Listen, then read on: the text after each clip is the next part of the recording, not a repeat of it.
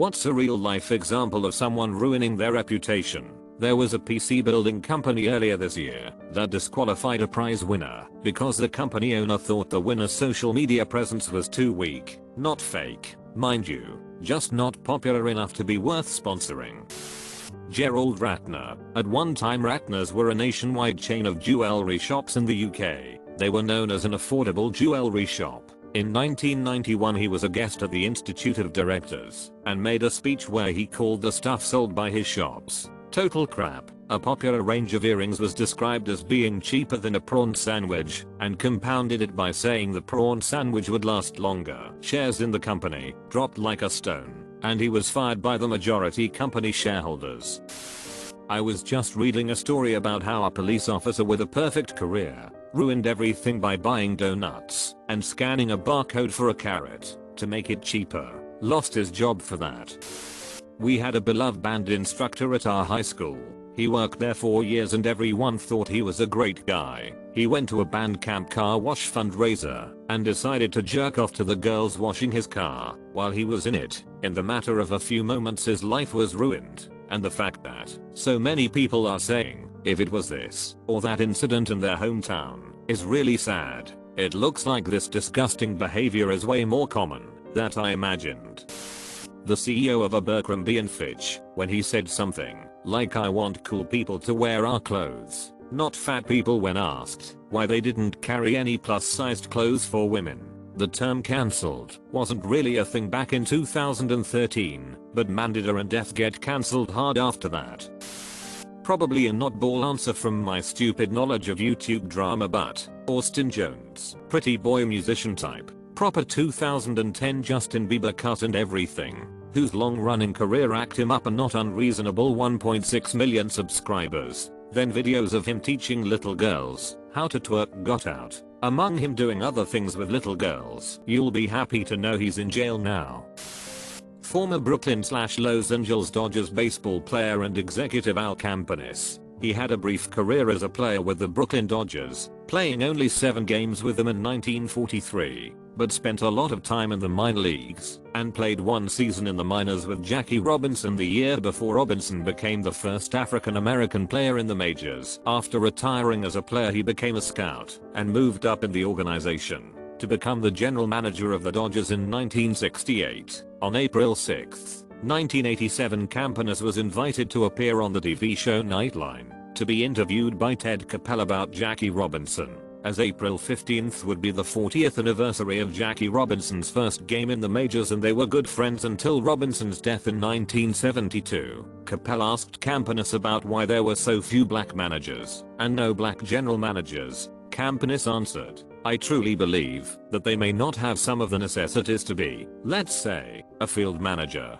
or, perhaps, a general manager. When pressed later in the interview by Koppel, he said, why are black men or black people not good swimmers? Because they don't have the buoyancy, and also saying that the black race certainly are short on individuals with strong decision-making capabilities. He was fired from the Dodgers less than 2 days later and never worked in baseball again, passing away in 1998. Haven't seen Lance Armstrong's name yet. Scientists studied his body for years to find the cause of his incredible performance, just to have him openly admit to using steroids. Had a supervisor who decided to get blitzed on morphine and alcohol before writing a racist, incomprehensible, unprofessional email and sending it to every subordinate. Every single person turned against him, and he was gone from his job really quickly after that, and he was tenured and everything happened in an instant. At one point, Ryan Lochte was arguably on the way to becoming as big in the swimming world as Michael Phelps. Then his lies about being robbed at the Olympics torched his reputation and career. That lady that got accepted to the NASA internship wrote an explicit tweet about it, and when someone told her to watch her language, she told them to STFU. He was ahead or something at NASA. She did not have that internship for long. Nelson Rockefeller was governor of New York before serving as vice president under Gerald Ford. He was found dead at his secret town home. His wife wasn't there, but his girlfriend was. She was 49 years younger than him. Rockefeller's law states, never do anything you wouldn't be caught dead doing. My grandpa, For 23 years of my life, I thought he was the most honest and upstanding person I had the honor of knowing. Then last year, I found out he's always had a habit of manipulating his dying family members/friends' wills into leaving him and his wife the good, expensive stuff, houses, cars, etc. It's how he's avoided bankruptcy for so damn long, selling off these stolen houses to pay for his own. He stole a house out from his own stepdaughter after her son had been in a near fatal accident, and she herself had just survived a suicide attempt. So yeah, turns out the best man I know is one of the worst. And what's better, he passed on his house stealing skills to his CVNT daughter, my aunt. So the cycle continues. Ugh. Sorry for the rant. Chris Benoit. Chris Benoit was one of the best technical pro wrestlers in the world who for years had made a name for himself all over the world, from New Japan, ECW, WCW and WWE. He was a former heavyweight champion and had main evented WrestleMania and had wrestled on TV on a weekly basis and had matches with all the biggest names in the world. One day Chris Benoit, his wife and son were all found dead. The incident being all over the news, and the police were investigating a murder and looking for a suspect. While this was happening during an episode of Monday Night Raw, the WWE hosted a memorial to honor Chris Benoit for all his work he had done throughout his career. The next day it was revealed that it was Chris Benoit who murdered his wife and son and then had committed suicide. It was also noted that their son, who he had murdered, had a disability. For over 20 years his whole career had been sullied instantly. Every match he has ever had instantly gone, never to be mentioned ever again.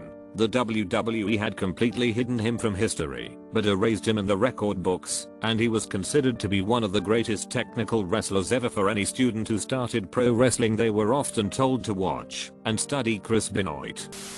A pizza delivery guy was belittled out of tip by rude local car dealership employees. They went really off on one, treating him badly, and threatened to get the pizza delivery guy sacked. The incident was caught on camera, and the internet went out for revenge. The car dealership was review bombed, and I think one of the colleagues were fired.